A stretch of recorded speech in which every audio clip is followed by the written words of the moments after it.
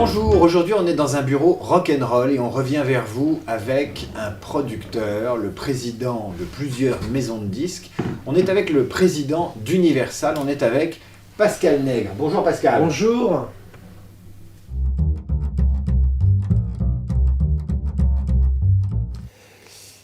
En fait, j'étais chez BMG et j'ai rencontré Alain Lévy, qui était à l'époque le président de Polygram France et qui est devenu ensuite le président de Polygram Monde.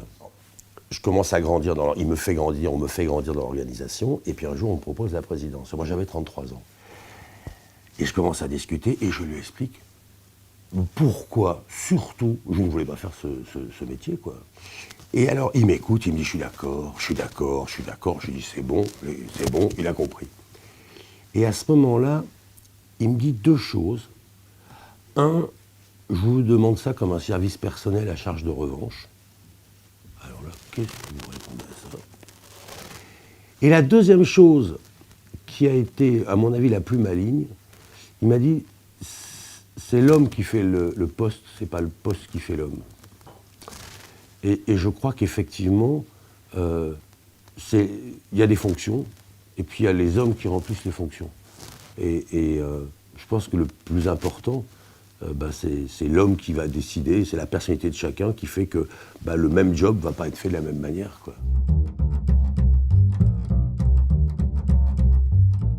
Quelles sont vos qualités? En général, la personne commence à en donner 3. À ce moment-là, je monte la feuille en disant j'ai beaucoup de place, donc vous pouvez m'en donner d'autres. Alors en général, on en a 2-3 autres. Parce qu'en général, les 2-3 premières qualités, elles sont évidentes. Les 3 suivantes, souvent, sont des qualités qui ont leur parce que souvent une qualité, elle est aussi un défaut.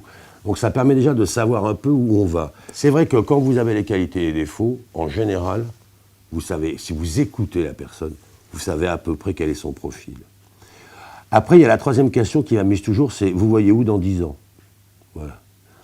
Et c'est d'ailleurs amusant. En général, une fois sur 5, on me dit à votre place. Donc en général, à ce moment-là, je dis à la personne, écoutez, c'est pourquoi, venez vous asseoir là, puis moi je m'assois de l'autre côté du bureau, puis on continue l'entretien.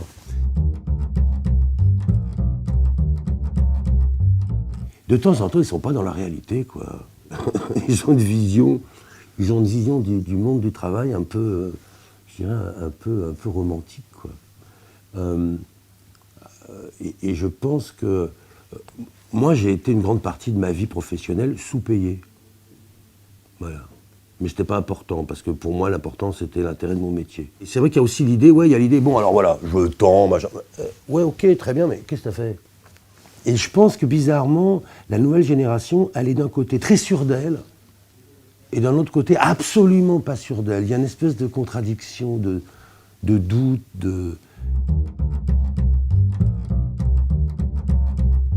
Un môme cherchait un assistant, un môme. Il a 20 ans, je lui dis, vous voyez où dans 10 ans? Il me dit, marié, je pense que ça sera le moment d'envisager de faire un enfant. Moi, je suis désolé, quoi. Enfin, je trouve ça fascinant, quoi. Ça me fascine. C'est un peu immature sur la vie, quoi. Ou alors, si le gars, il est en train de penser qu'à 30 ans, il sera déjà marié, mais que ça sera le moment, enfin, qu'il commence à envisager de faire un môme. Voilà, ou alors ça manque de folie pour moi, quoi. J'en sais rien, mais...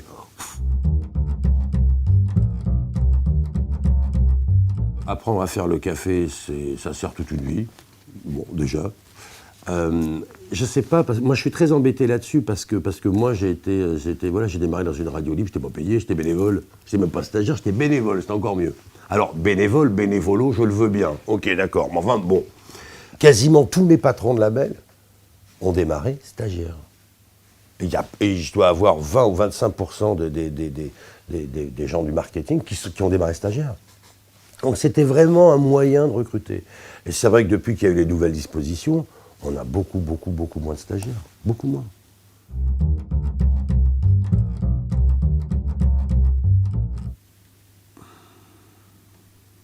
J'aimerais parler beaucoup mieux anglais que je ne parle.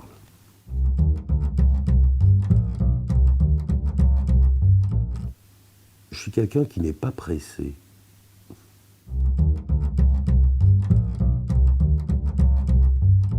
Verdi, c'est la mélodie, c'est à la fois la tragédie, moi j'aime le théâtre, c'est évidemment les voix, et en plus, excusez-moi, si c'est... Je vais être très vulgaire, mais enfin, le gars, il a fait un paquet de tubes quand même, hein, parce que quand même, voilà.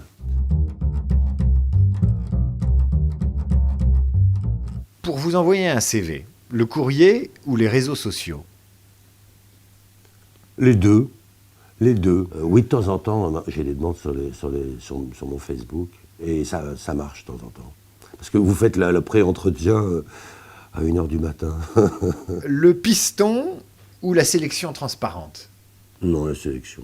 Coucher pour réussir ou séduire pour arriver? Alors, moi, j'ai une théorie, c'est no job in job.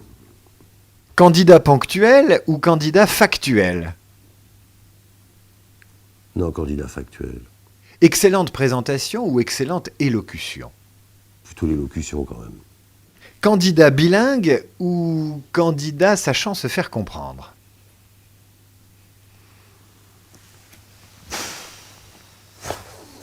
Je drôle de question. Ça dépend. Ça dépend. Quand même, bilingue aujourd'hui, c'est juste le minimum nécessaire, quoi. Candidat musical ou candidat cultivé? Cultivé. Cultivé, parce que s'il est cultivé, il sera obligatoirement musical, cher ami. 35 heures où on compte pas son temps? Franchement, on compte pas son temps. CDD ou stage? C'est pas la même chose. Je pense que si vous voulez rentrer dans un métier, découvrir le monde du travail, le stage, l'air de rien, c'est pas si mal que ça.